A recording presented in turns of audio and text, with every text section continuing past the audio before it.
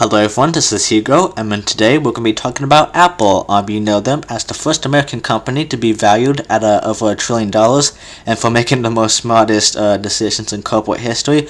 But regardless of what you think of Apple, you cannot deny that they push a high priority on innovation, which led to interesting new technologies, such as the iPhone, which certainly did reinvent the phone as we know it, and more recently, a credit card that resides entirely on your Apple device or as a secure titanium card.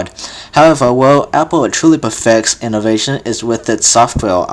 Take macOS for example. It just seems that each year adds more and more to the experience of an operating system that's been around for over 3 decades.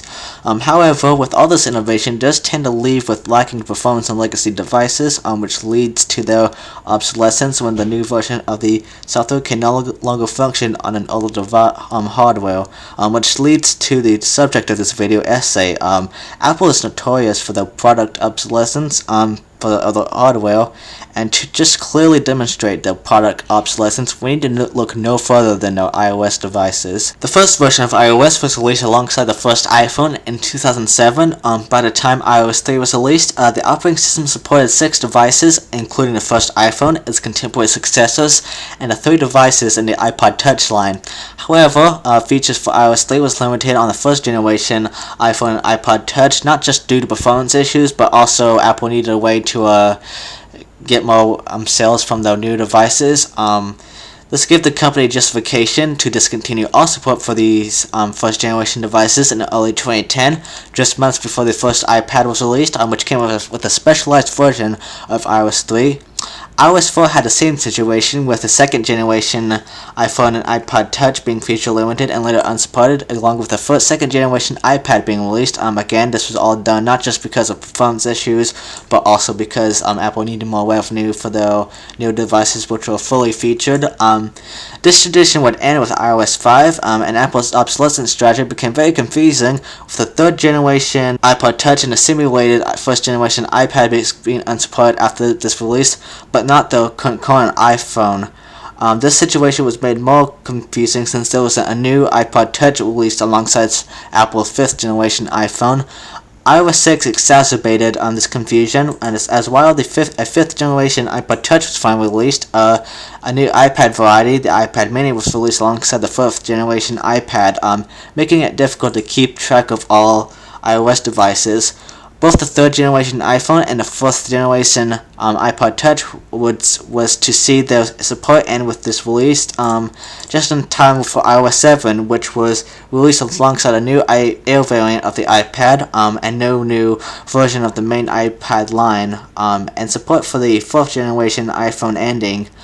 Any device that could run iOS 8 could work to run iOS 9, giving Apple the opportunity to finally kill off support for many devices for iOS 10, including the 5th generation iPhone and 5th generation iPod Touch, wow, and the 2nd generation iPad, which was the longest supported iOS device at the time, the 3rd generation iPad, and the 1st generation iPad mini. By iOS 11, only 64-bit devices supported the operating system, and with not much else to that, iOS 12 did not drop support for any devices.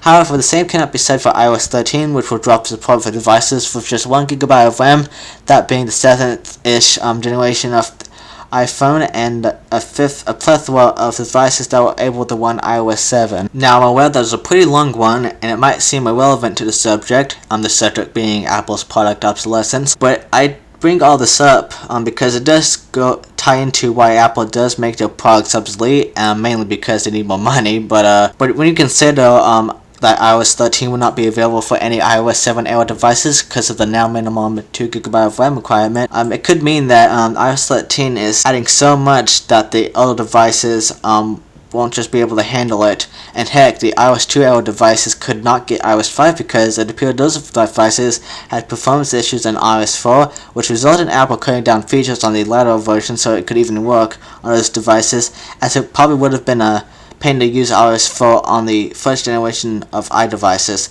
So while Apple's way of unsupporting the old devices may seem random and inconsistent, it's very much justifiable, since as long as the software's capabilities continue to grow, the legacy devices just won't be able to handle all the new features from update after updates. In the end, the message from Apple is clear. Buy our new products, please. Thank you all for watching this video essay. New video essays whenever. YouTube Nation next week. Hugbox Classics the week after next week. FNAF the week after next week after next week. And end of month the week after next week after next week after next week. Yes. And I'll see you soon.